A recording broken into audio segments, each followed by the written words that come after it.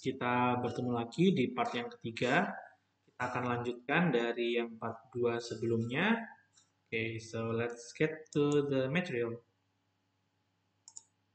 So here we go. Ya, labor productivity. The resource that most responsible for increasing labor productivity is capital. Okay, jadi di sini diartikan bahwa salah satu cara gitu ya untuk meningkatkan productivity dari pekerja adalah capital, yaitu modal. Ya. As the economy accumulates more capital per worker, okay, labor productivity increase, standard of living increase. Artinya, kalau seandainya kita memberikan gaji yang cukup, insentif yang cukup untuk mereka, artinya mereka standard of living-nya jadi standar kehidupannya naik gitu ya, sehingga produktivitas dari pekerja, kan pekerja happy gitu ya, diasumsikan mereka juga akan naik productivity-nya. Oke. Two broad categories of capital. Jadi ada dua jenis capital di sini. Yang pertama adalah human capital. Jadi dulu terminologi human capital ini digunakan menggunakan istilah human resources, teman-teman. Ya. Jadi manusia sebagai sumber daya. Gitu ya. Nah, sekarang terminologi itu mulai ditinggalkan, diganti dengan yang namanya human capital. Karena sebenarnya manusia itu bukan sumber daya, tapi manusia itu adalah modal. Oke, so mulai sekarang teman-teman kalau menyebut HR gitu ya, diganti dengan HC ya, human capital. Ya, di mana di human capital ini terjadi proses accumulated knowledge, skill and experience of the labor force. Jadi kalau teman-teman nanti one day kerja di human capital, maka yang teman-teman harus fokuskan adalah bagaimana cara empowering karyawan teman-teman. Ya, entah dari knowledge-nya, baik dari skill-nya, dan juga memberikan experience untuk karyawan teman-teman gitu ya, untuk mengembangkan diri, merasakan involved dalam project gitu ya. Itu yang dinamakan dengan human capital. Oke. Berikutnya adalah physical capital.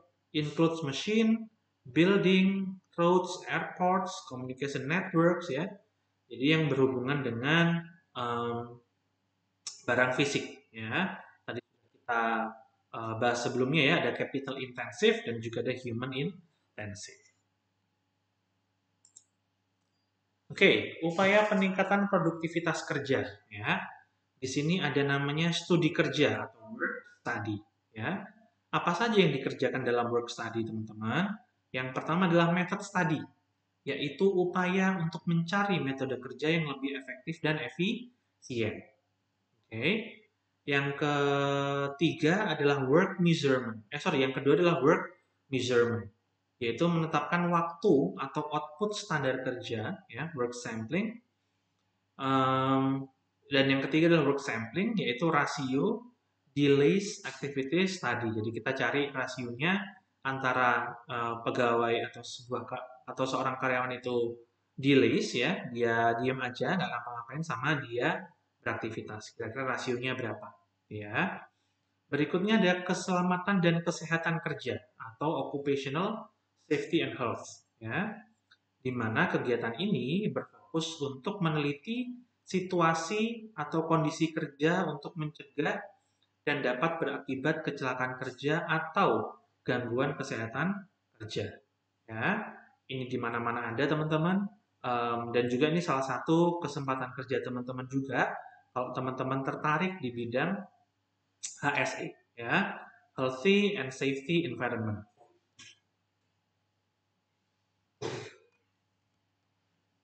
Nah, berikutnya ada juga istilahnya ergonomics atau human factor, yaitu interaksi kerja manusia dengan mesin dan lingkungan fisik kerjanya dalam sebuah sistem yang terintegrasi. Ya.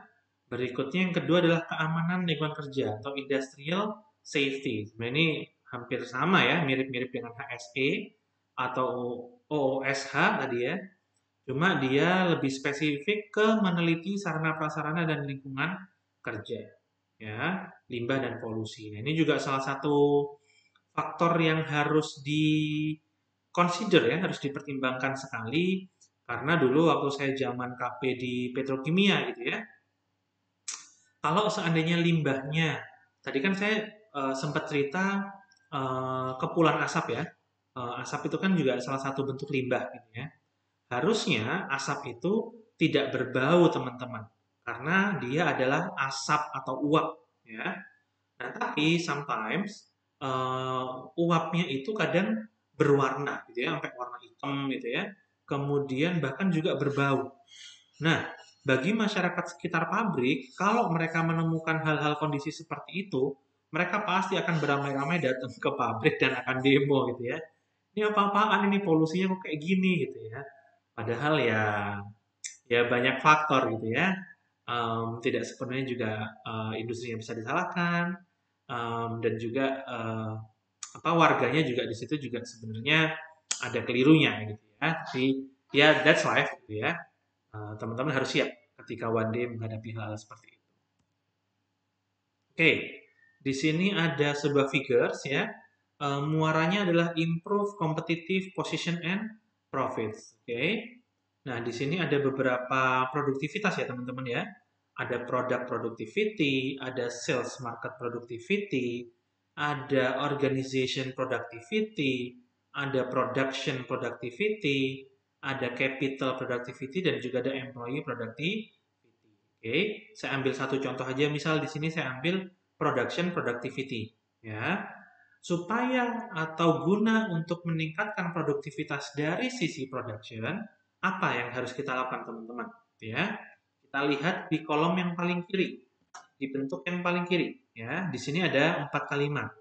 Yang pertama adalah production planning and control, ya, atau PPC. Atau nanti teman-teman akan ketemu di semester 5 ya, akan ketemu production planning and control. Oke. Berikutnya teman-teman akan bertemu namanya plan layout and material handling.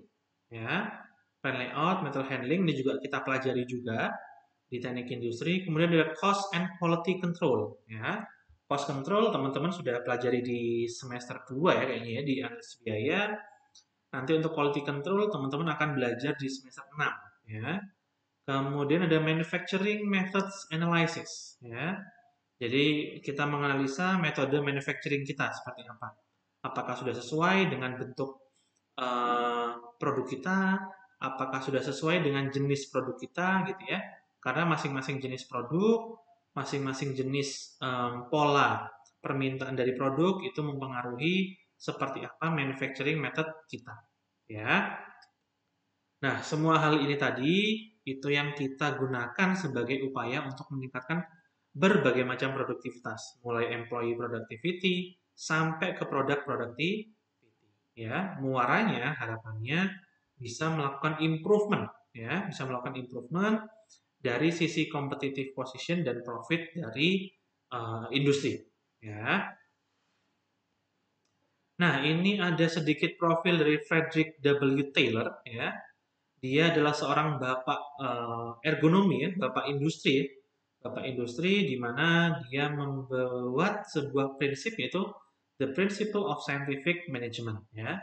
Manajemen seharusnya fokus pada hal-hal seperti pengembangan metode kerja, kemudian menempatkan karyawan pada pekerjaan yang cocok ya. Dulu saya pernah waktu zaman saya kuliah ya, saya sempat diberitahu sama kakak tingkat saya gitu ya, menempatkan orang yang pintar namun tidak pada tempat yang cocok itu adalah sebuah kebahayaan gitu ya teman-teman ya.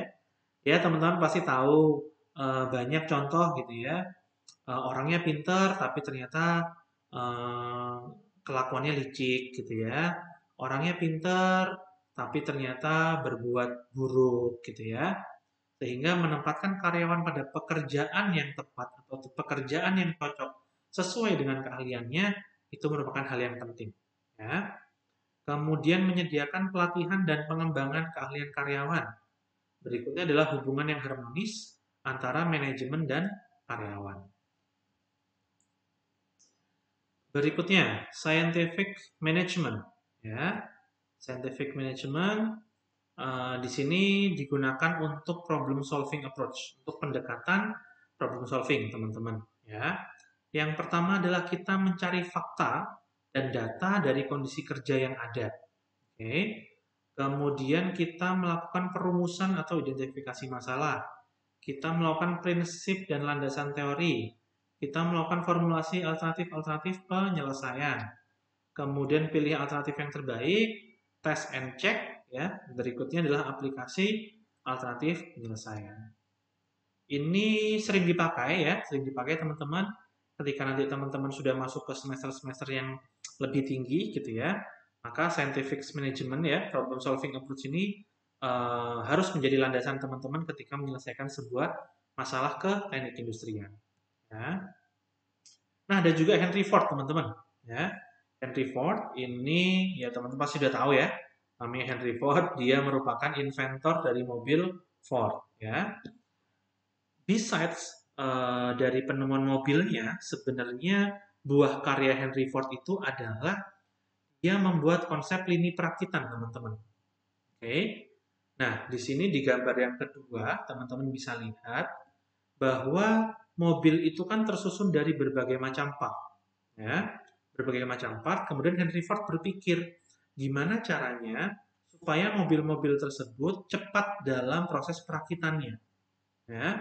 Sehingga dia bikin namanya lini perakitan, ya. Nah, dalam lini perakitan ini mobilnya akan berjalan teman-teman dalam sebuah lintasan di mana nanti masing-masing karyawan atau masing-masing pekerja akan melakukan perakitan pada mobil yang berjalan tersebut. Jadi yang jalan kan rangkanya gitu ya. Rangkanya jalan, kemudian nanti dirakit pintunya, dirakit rodanya gitu ya. Sehingga yang diharapkan di akhir lininya nanti, di akhir lintasan tersebut sudah terbentuk atau terjadi atau sudah terbuat satu mobil buatan si Henry Ford ini. Mobilnya dulu yang terkenal adalah T-model, ya. Seperti gambar yang pertama ini ya, model T. Ini adalah mobil keluaran pertama dari Ford Company. Nah, di sini pekerja berdiri di suatu tempat, sedang bahan atau komponen yang dirakit yang bergerak. Oke, untuk menyelesaikan pekerjaan perakitan satu mobil, dilakukan pembagian kerja dalam 7.882 tahap pekerjaan yang terspesialisasi, teman-teman. Ya, jadi banyak sekali ya komponen pekerjaannya dalam merakit sebuah mobil. Oke, berikutnya adalah work system. Ya, apa sih work system itu? Ya, work system ini kita bagi-bagi dulu ya dalam beberapa terminologi. Work artinya refer to any form of human effort or activity, ya, including recreation and leisure to pursuits. Oke. Jadi bekerja itu sebenarnya nggak cuma lingkupnya teman-teman ngantor gitu ya, teman-teman ngantor melakukan sebuah pekerjaan di kantor, tapi sebenarnya including recreation. Jadi teman-teman istirahat di kantor, kemudian teman-teman doing me time-nya teman-teman itu termasuk sebagai sebuah lingkup kerja sebenarnya ya. Berikutnya adalah sistem ya. Refers to socio-technical system.